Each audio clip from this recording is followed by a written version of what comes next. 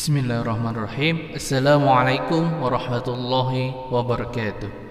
Alhamdulillah wassalatu wassalamu ala Rasulillah wa ala alihi wa ashabihi ajma'in, amma ba'. Alhamdulillah, hari ini kita dapat bertemu pada pembelajaran pendidikan agama Islam dan budi pekerti pada pertemuan kedua tentang iman kepada Rasulullah. Yang dimana kali ini kita akan melanjutkan materi kita yang pada episode sebelumnya tentang cerita nabi-nabi, rasul-rasul Allah sallallahu alaihi wasallam, dari rasul-rasul sampai nabi kita yang terakhir, yaitu Nabi Muhammad sallallahu alaihi wasallam. Kali ini kita, sebelum memulai pembelajaran, mari kita berdoa semoga apa yang kita pelajari pada hari ini dapat kalian pahami. Amin ya rabbal alamin. Amin ya rabbal alamin. Bismillahirrahmanirrahim. Alhamdulillah rabbil alamin, wassalatu wassalamu ala asyrafil anbiya'i wal mursalin sayyidina maulana Muhammad wa ala alihi washabihi ajma'in. Raditu billahi rabba bil islam dina wa bi Muhammadin nabiyya wa rasula. Rabbi zidni ilma warzuqni fahma bi rahmatika ya arhamar rahimin. Walhamdulillahi rabbil alamin. Semoga dengan doa tadi kalian dapat lebih cepat paham dan dapat kalian mengamalkan apa yang sudah Bapak ajarkan. Pada episode sebelumnya kita sudah mempelajari beberapa kisah Nabi, ya, di antara mereka yaitu seperti Ishak, Ismail, Lut, Ibrahim, Soleh, Hud, Nuh, Idris, dan Nabi Adam. Sebelum Bapak mulai melanjutkan nabinya, Bapak akan menceritakan kisah Nabi Ibrahim dari melalui aplikasi Kabi, yaitu kisah nabi-nabi yang dimana akan Bapak rangkum dalam sebuah cerita. Saksikan. Kisah Nabi Ibrahim alaihi salam.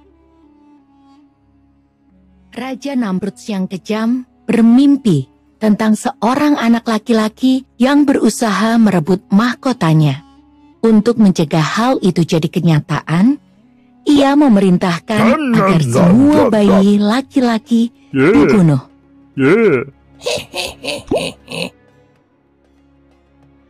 Azar menyembunyikan istrinya yang sedang mengandung, sekalipun ia adalah pemahat kepercayaan raja. Jika anak yang lahir adalah laki-laki, maka ia harus membunuh anak itu. Istri Azar melahirkan anak laki-laki yang diberi nama Ibrahim. Mereka berhasil menyembunyikan Ibrahim dengan baik. Kini Ibrahim telah tumbuh menjadi pemuda yang cerdas. Ibrahim selalu bertanya tentang Tuhan. Siapakah Tuhan? Apakah Raja Namrud yang kejam? Ataukah patung-patung berhala yang dibuat oleh ayahnya? Selama pencarian, Ibrahim pernah menganggap bintang, bulan, dan matahari sebagai Tuhan. Saat itulah Allah memberikan petunjuk pada Ibrahim. Hanya ada satu Tuhan, yaitu Allah. Ibrahim diangkat sebagai nabi dan mengemban tugas untuk menyadarkan kaumnya.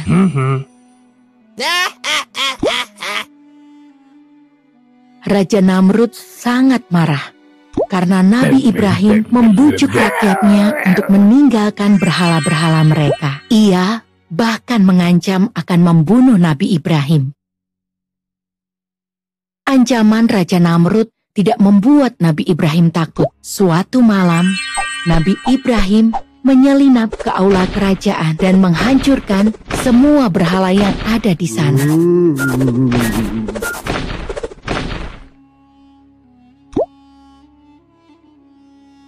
Raja Namrud memerintahkan agar Nabi Ibrahim dibakar. Itu adalah hukuman bagi Nabi Ibrahim yang berani menentangnya. Kemudian Allah memerintahkan kepada api, "Hai api, jadilah dingin, dan jadilah keselamatan bagi Ibrahim."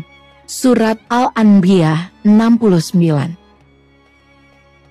Nabi Ibrahim tidak terluka meskipun ia dibakar dalam api. Ini adalah tanda bahwa Nabi Ibrahim adalah utusan Allah. Sejak saat itu, masyarakat mulai percaya dan menjadi pengikut Nabi Ibrahim. Kisah ini diambil dari surat Al-Anbiya, ayatnya yang ke-51 dan 58. Dan sesungguhnya telah kami anugerahkan kepada Ibrahim hidayah kebenaran sebelum Musa dan Harun, dan adalah kami mengetahui keadaannya. Maka Ibrahim membuat berhala-berhala itu hancur berpotong-potong, kecuali yang terbesar induk dari patung-patung yang lain, agar mereka kembali untuk bertanya kepadanya. Ya, kita lanjut. Nabi berikutnya, Nabi Yakub alaihissalam. Nabi Yakub alaihissalam adalah Nabi Ishak. Nabi Yakub alaihissalam adalah anak Nabi Ishak. Beliau diutus ke negeri Kanaan untuk menyeru manusia agar menyembah Allah yang Maha Esa. Ketika usianya sudah tua, beliau pindah ke negeri Mesir, mengikuti putranya yang bernama Yusuf. Di negeri Mesir inilah Nabi Yakub meninggal dunia dalam usia 147 tahun, dan darinya lah keturunan Bani Israel tersebar di negeri Mesir. Nabi berikutnya yaitu tentang Nabi Yusuf alaihissalam. Nabi Yusuf alaihissalam adalah seorang rasul yang memiliki wajah rupawan dan berbudi pekerti, sangat memiliki tampan dan akhlaknya baik. Allah memberikan ujian kepadanya sejak kecil, tetapi karena kesabaran Nabi Yusuf yang luar biasa, akhirnya beliau menjadi pembesar di negeri Mesir. Atas izin Allah, beliau dapat menakwilkan mimpi, menafsirkan mimpi. Beliau juga memiliki kekuatan iman yang luar biasa sehingga dapat menolak bujukan Zulaikha yang sangat menginginkannya. Kemudian cerita berikutnya ada Nabi Ayub alaihissalam. Beliau adalah hamba Allah yang sangat sabar dan takwa kepada Allah. Beliau mendapatkan ujian sampai habis segala harta dan anak-anaknya, hingga penyakit kulit yang datang menimpanya amat dahsyat. Karena penyakit itulah ia dijauhi oleh kaumnya, termasuk istrinya yang terbujuk oleh rayuan syaitan. Berikutnya Nabi Zulkifli alaihissalam. Nabi Zulkifli alaihissalam adalah anak Nabi Ayub yang semulanya namanya adalah Bashar. Beliau menjalankan tugas sebagai raja dengan penuh kesabaran. Beliau dapat mengatur waktunya dengan sangat baik dan teratur, manajemen waktu yang baik. Kemudian Nabi Syuaib alaihissalam diutus oleh Allah untuk menyeru kaumnya di negeri Madian. Penduduk negeri tersebut sangat durhaka kepada Allah dan tidak mau mendengar seruan Nabi Syuaib. Maka Allah menimpakan azab kepada mereka yang ingkar dengan gempa dan petir, sehingga mereka binasa. Sebelum azab Allah datang, Nabi Syuaib dan pengikutnya yang beriman hijrah ke Aikah dekat Madian. Kisah selanjutnya ada Nabi Musa alaihissalam. Berikut Bapak ceritakan melalui aplikasi kami. Perhatikan baik-baik. Nabi Musa alaihi salam. Saat itu Mesir dipimpin oleh Raja Fir'aun yang sangat kejam. Fir'aun tidak mau jika suatu hari nanti ada orang yang merebut tahtanya. Maka ia memerintahkan agar semua bayi laki-laki dibunuh. Perintah Fir'aun itu membuat Yukabat merasa takut karena ia telah melahirkan seorang anak laki-laki. Atas petunjuk dari Allah, Yukabat meletakkan bayinya di sebuah keranjang dan menghanyutkannya di sungai Nil. Yukabat meminta agar anak perempuannya, Maryam, mengikuti kemanapun adiknya terhanyut. Dan ternyata bayi itu hanyut ke arah istana dan ditemukan oleh para dayang. Mereka lantas menyerahkan bayi tersebut kepada ratu mereka. Istri Fir'aun yang belum dikaruniai anak lantas mengangkat bayi itu sebagai anak. Bayi itu kemudian diberi nama Musa. Musa terus-menerus menangis dan tidak mau menyusu pada dayang istana. Akhirnya sang ratu mencari seorang ibu susu bagi Musa. Allah berkehendak mempertemukan kembali Yokabat dengan anaknya. Maka jadilah Yokabat sebagai ibu susu bagi Musa. Suatu hari, saat sedang berada dalam pangkuan Fir'aun, Musa kecil tanpa sengaja menarik janggut Fir'aun dengan keras. Ketika itu juga, Fir'aun memerintahkan agar Musa dibunuh. Namun, karena istrinya terus-menerus membujuknya, akhirnya Fir'aun pun mengampuni Musa. Musa dibesarkan dan dididik layaknya putra raja. Namun ketika ia dewasa, ia mulai sadar siapa dirinya. Ia bukanlah anak sang raja, melainkan anak seorang Bani Israel, kaum yang selalu ditindas oleh Fir'aun. Suatu hari, Musa melihat perkelahian antara seorang pemuda Bani Israel dengan pemuda dari suku Hiti atau suku Mesir. Saat hendak melerai, tanpa sengaja, Musa memukul pemuda kaum Hiti itu hingga tewas. Karena kesalahannya itu, Musa diancam dengan hukuman mati. Dengan bantuan dari seorang pengikut Nabi Ibrahim, Musa berhasil melarikan diri. Musa terus berjalan hingga ke kota Madian dan bertemu dengan Nabi Syuaib. Dalam riwayat lain, Musa bertemu dengan anak saudara Nabi Syuaib. Kemudian Musa bekerja pada Nabi Syuaib. Tak lama kemudian Musa menikah dengan Syafura, anak perempuan Nabi Syuaib. Setelah 10 tahun lamanya, Musa berkeinginan untuk pulang ke Mesir. Maka ia pun mengajak istri dan kedua anaknya yang masih kecil. Saat malam tiba, Musa memutuskan untuk beristirahat dan membuat sebuah tenda di padang pasir. Musa kemudian pergi untuk mencari api hingga sampailah ia di Gunung Tur. Di sana, Musa melihat api tampak menyala di sebatang pohon berwarna hijau. Saat itulah sebuah suara terdengar. Itu adalah suara Allah. Allah telah mengangkat Musa sebagai nabinya dan mengutus Musa untuk menyadarkan Fir'aun beserta seluruh rakyat Mesir. Dari peristiwa itu, Nabi Musa dijuluki Halimullah yang berarti Nabi yang diajak bicara oleh Allah. Setelah pulang ke rumah ibunya, ia mengajak Harun, saudaranya, untuk pergi menemui Raja Fir'aun. Mereka berdua telah mengemban tugas dari Allah. Di dalam istana Fir'aun, Musa beserta Harun dengan lantang menyerukan bahwa mereka adalah utusan Allah dan tiada Tuhan selain Allah. Fir'aun sangat marah mendengar hal tersebut. Ia kemudian meminta Musa untuk memberikan bukti bahwa ia benar-benar utusan Allah. Maka Nabi Musa pun menunjukkan mukjizatnya. Tongkat yang dipegangnya berubah menjadi ular dan tangannya berwarna putih bersinar. Sebenarnya Fir'aun merasa takjub, namun ia tidak mau mengakuinya. Fir'aun lantas menyebut Nabi Musa sebagai penyihir biasa. Untuk membuktikan bahwa ia lebih hebat dari Nabi Musa, Fir'aun mengumpulkan 3 penyihir terhebat untuk melawan Nabi Musa. Satu persatu penyihir istana berhasil merubah tongkat mereka menjadi ular berbisa. Di bawah perlindungan Allah, Nabi Musa merubah tongkatnya menjadi seekor ular raksasa yang kemudian melahap semua ular milik para penyihir.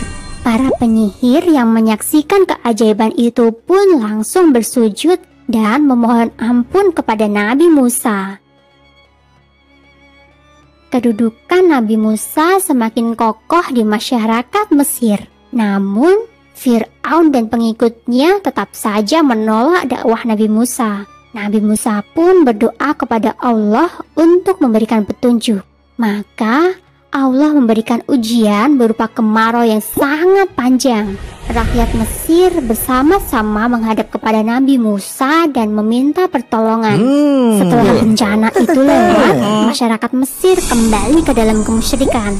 Allah kemudian menurunkan bencana berupa hama belalang. Setelah hama belalang, Allah kembali mengirimkan hama kutu. Dan setelah itu, Allah merubah seluruh air di Mesir menjadi darah. Namun semua itu tidak menjadikan Fir'aun sadar. Ia justru semakin membenci Nabi Musa. Keinginan Fir'aun untuk membunuh Nabi Musa tak dapat lagi dicegah. Ia kemudian memimpin pasukan besar untuk menyerang Nabi Musa. Dengan bimbingan dari Allah, Nabi Musa dan pengikutnya lari hingga ke tepi Laut Merah. Nabi Musa terjepit antara lautan dan pasukan Fir'aun. Saat itulah Allah kembali memberikan mukjizat kepada Nabi Musa. Dengan pukulan tongkat Nabi Musa, air laut itu langsung terbelah menjadi dua. Terciptalah sebuah jalan bagi Nabi Musa dan pengikutnya. Setelah sampai di seberang Laut Merah, Nabi Musa kembali memukulkan tongkatnya.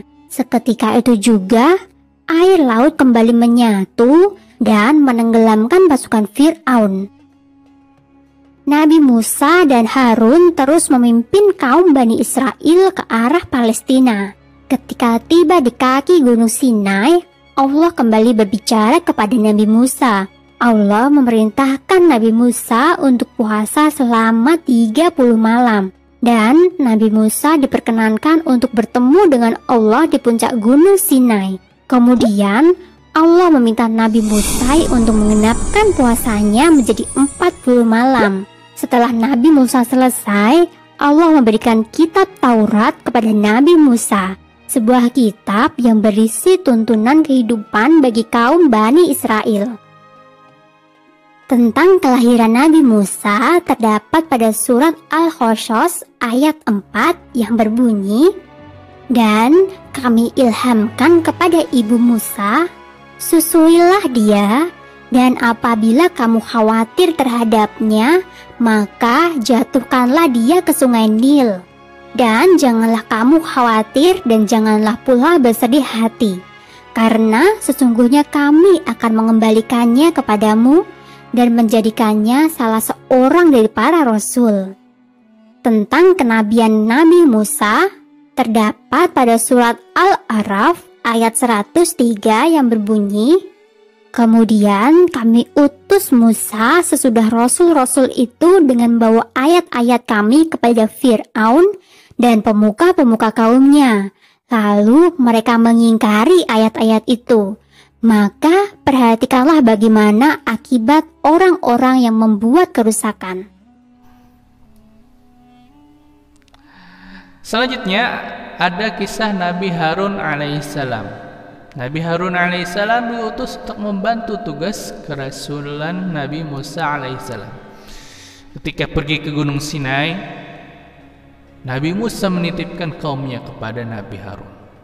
Selama ditinggalkannya, umat Nabi Musa kembali murtad dan lupa diri. Nabi Harun telah berusaha sekuatnya untuk mencegah umatnya kala itu dari kemurtadan.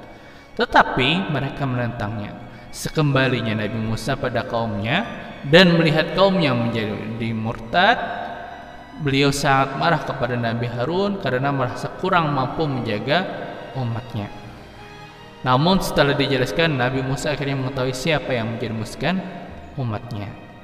Jadi dalam segi sifat, Nabi Musa ini lebih keras, sedangkan Nabi Harun ini agak lembut, sehingga menghadapi umat Bani Israel yang suka menentang, ya, dan terlebih lagi yang menjerumuskan umatnya adalah syaitan yang berubah menjadi orang peramal, sehingga dengan kemukjizatan yang ada pada sapi betina, umat-umat Bani Israel itu menjadi murtad. Kisah selanjutnya dari Nabi Daud alaihissalam. Beliau diangkat menjadi seorang raja setelah ia berhasil membunuh Raja Jalut yang zalim. Allah telah memberikan karunia yang besar kepada Nabi Daud, di antaranya adalah suara yang sangat merdu dan kepandaiannya melunakkan besi. Allah mengangkat Nabi Daud sebagai rasulnya dengan memberi kitab Zabur. Beliau meninggal di Baitul Maqdis pada usia 100 tahun. Selanjutnya ada cerita Nabi Sulaiman alaihissalam. Beliau mewarisi kerajaan ayahnya Nabi Daud bagi bangsa Israel. Nabi Sulaiman memiliki mukjizat yang banyak. Salah satunya dapat mengetahui semua bahasa binatang. Dia adalah nabi yang kaya raya. Atas kekuasaan Allah, Nabi Sulaiman dapat memerintahkan manusia, jin, dan binatang. Beliau pun berhasil mengajak Ratu Balqis dari negeri Saba untuk beriman kepada seruannya, yakni menyembah Allah, dan akhirnya beliau menikahi Ratu Balqis. Beliau wafat dalam keadaan duduk di kursinya dan bersandarkan pada tongkatnya. Jenazah beliau tidak rusak selama masa yang cukup panjang. Berikutnya ada cerita Nabi Ilyas alaihissalam. Beliau adalah keturunan yang keempat dari Nabi Harun. Beliau diutus kepada kaum yang menyembah Baal, namun seruannya ditentang, bahkan beliau sampai dikejar-kejar untuk dibunuh. Dalam persembunyiannya, beliau menemukan seseorang pemuda yang bernama Ilyasa yang kemudian diangkat menjadi anak. Setelah dewasa, Allah mengangkat Ilyasa sebagai nabi dan rasul untuk menggantikan Nabi Ilyas. Kaum Nabi Ilyas yang sangat durhaka kepada Allah akhirnya diberikan azab yang dapat membinasakan mereka. Nabi Ilyasa alaihissalam beda dengan sebelumnya. Ini Nabi Ilyas, ini adalah Nabi Ilyasa. Nabi Ilyasa adalah anak angkat dari Nabi Ilyas. Setelah dewasa, Nabi Ilyasa diangkat oleh Allah menjadi rasulnya. Semasa hidupnya, Bani Israel selalu patuh dan menuruti semua perintah yang diserukan kepadanya, sehingga mereka hidup aman dan makmur. Namun, setelah beliau wafat, Bani Israel kembali mendurhakai Allah, sehingga Allah mencabut segala nikmat dan karunia-Nya atas mereka. Kemudian ada cerita Nabi Yunus. Beliau diutus menjadi nabi dan rasul pada usia ke-30 tahun. Selama 33 tahun Nabi menyuruh kaumnya untuk beriman dan menyembah Allah. Tapi tidak ada satupun yang mau mengikuti kecuali Rubil dan Tanuh. Ya, jadi kaum Bani Israel ini datang Nabi, mereka beriman. Setelah wafat mereka kembali murtad. Munculnya Nabi, mereka beriman. Tetapi setelah peninggalnya Nabi, mereka murtad. Itulah perilaku daripada Bani Israel, yang mereka itu adalah orang yang sangat durhaka kepada Allah. Kemudian ada Nabi Zakaria alaihissalam. Nabi Zakaria alaihissalam adalah keturunan Nabi Sulaiman alaihissalam. Beliau adalah ulama besar di kalangan Bani Israel. Beliau diberi tugas memelihara wanita suci, yaitu Maryam, anaknya Imran. Nabi Zakaria belum memiliki keturunan sampai usia 100 tahun, karena istrinya Isya adalah wanita yang mandul. Beliau memohon kepada Allah agar diberi keturunan yang akan melanjutkan perjuangan dan ajarannya. Kemudian Allah Subhanahu wa taala mengabulkan doanya dengan memberi seorang anak laki-laki yang bernama Yahya, yang kelak akan menjadi nabi dan rasul Allah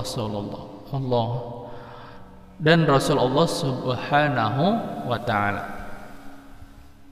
Nah, jadi kisah Nabi Zakaria ini juga sudah diceritakan dalam Al-Quran. Ya Allah, aku telah tua badanku dan telah menyalalah jenggot-jenggotku. Maksudnya adalah bu putih, bu uban, dan hanya kepada Engkau lah aku memohon, apakah saya dalam usia 100 tahun ini bisa memiliki anak atau tidak.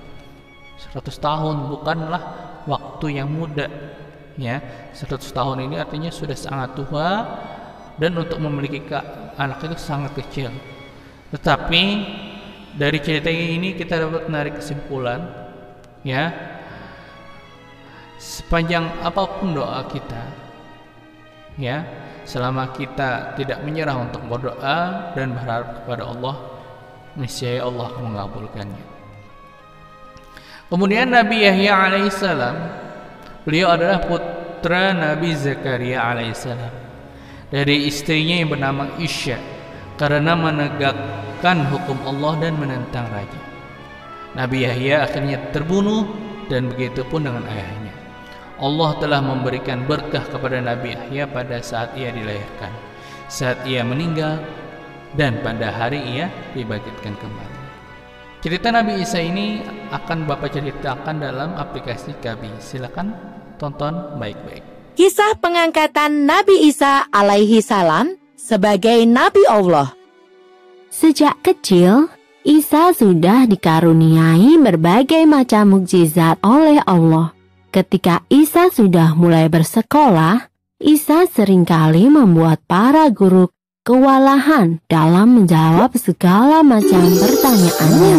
Isa sangatlah cerdas, melebihi para guru di sekolahnya.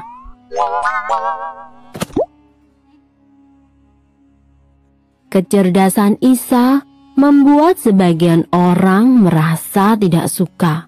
Suatu ketika, Isa mendengar suara gaduh dari dalam rumah temannya.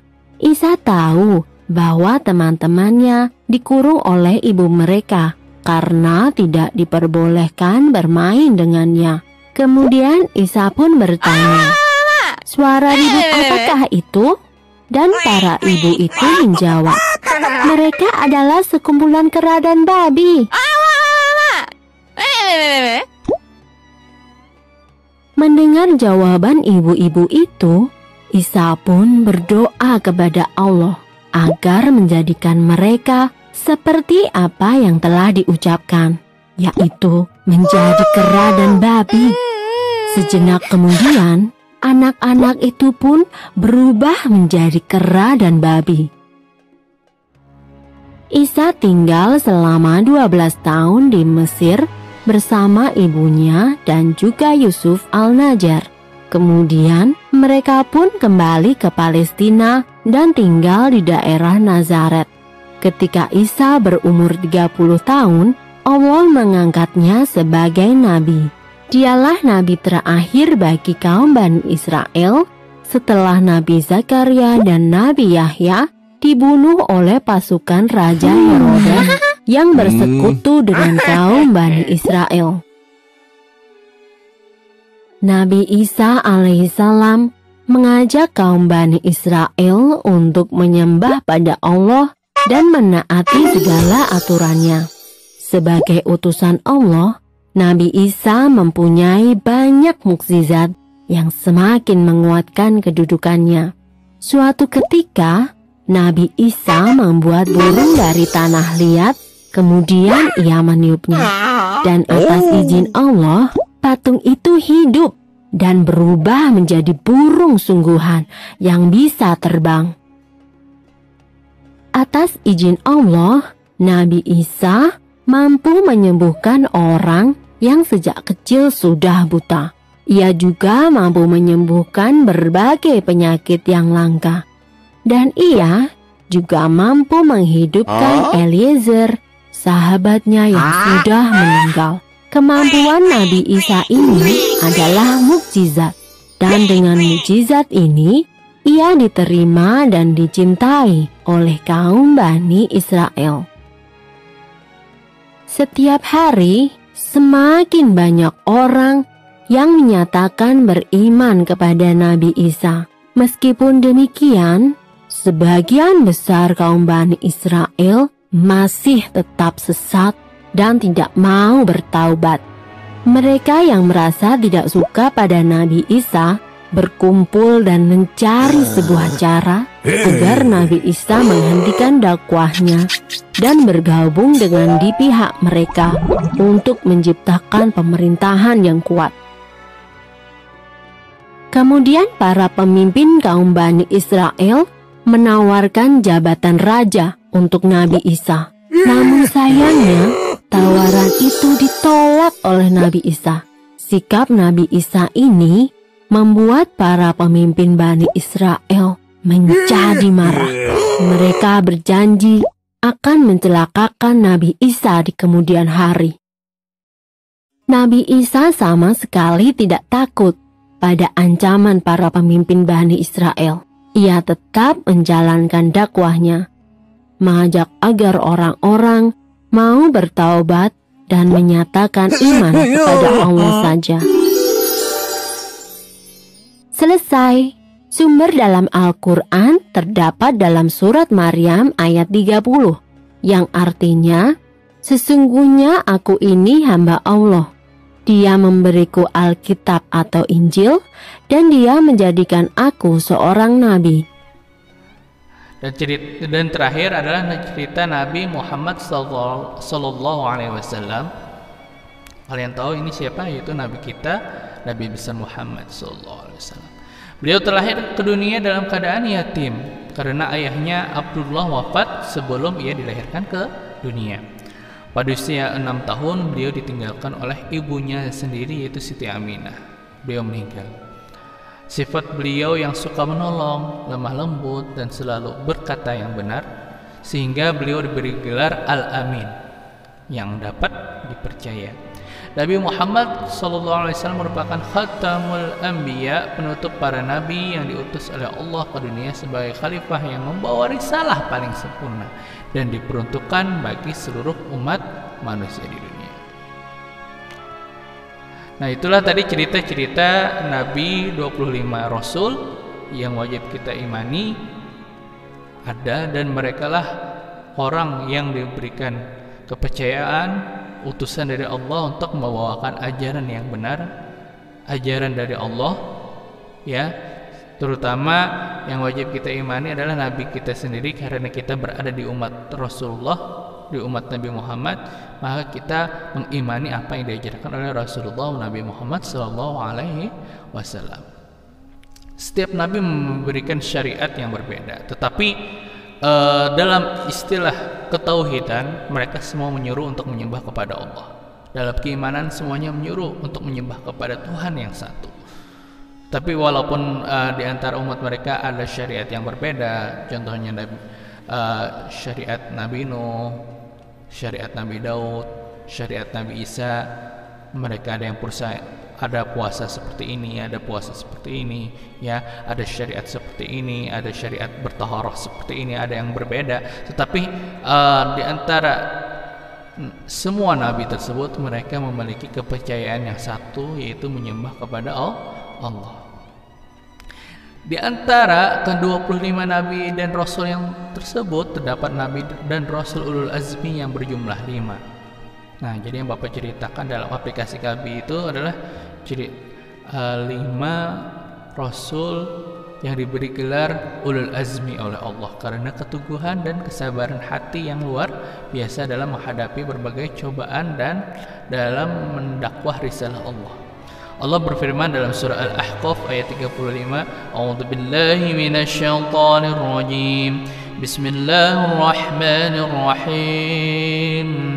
فاصبر كما صبر أولو العزم من الرسل ولا تستعجل لهم كأنهم يوم يرون ما يوعدون لم يلبثوا إلا ساعة من نهار بلاغ فهل يهلك إلا القوم الفاسقون. Artinya, maka bersabarlah engkau wahai Muhammad sebagaimana kesabaran para rasul-rasul yang memiliki keteguhan hati, dan janganlah engkau meminta agar azab disegerakan untuk mereka. Pada hari mereka melihat azab yang dijanjikan, mereka merasa seolah-olah mereka tinggal di dunia hanya sesaat saja pada siang hari. Tugasmu hanya menyampaikan, maka tidak ada yang dibinasakan kecuali kaum yang fasik, yang tidak taat kepada Allah Subhanahu wa Ta'ala. Siapa kelima nabi dan rasul yang mendapatkan gelar ulul azmi? Yaitu sebagai berikut. Ada Nabi Musa alaihissalam, ya, ada Nabi Ibrahim alaihissalam, ada Nabi Isa alaihissalam, ada Nabi Nuh alaihissalam, dan ada Nabi Muhammad sallallahu alaihi wasallam. Nah, di samping mukjizat yang hissiyah indrawi seperti keluar air dari sela-sela jari guna keperluan para sahabat untuk berwudu, beliau juga dilengkapi dengan mukjizat abadi sepanjang zaman sampai sekarang, yaitu kitab suci Al-Quran yang tidak berubah, yang tidak bisa dirubah oleh orang-orang fasik karena banyaknya para hafiz dan hafizah di dunia ini, sehingga kemurniannya, kesuciannya Al-Quran tidak bisa berubah dibandingkan dengan ajaran agama nabi-nabi lain yang ternyata telah diubah oleh umatnya sendiri. Mungkin itu saja dari Bapak. Silahkan kalian kerjakan tugas-tugasnya, ada di samping. Kalian kerjakan di buku tulis dan kumpul pada form di deskripsi pada video ini. Mungkin itu saja dari Bapak. Salah kata mohon maaf. Jangan lupa kalian komentar nama kelas dan sebut kata hadir untuk menandakan kalian hadir pada pertemuan kedua ini. Mungkin itu saja dari Bapak. Wabillahi taufiq wal hidayah. Wassalamualaikum warahmatullahi wabarakatuh.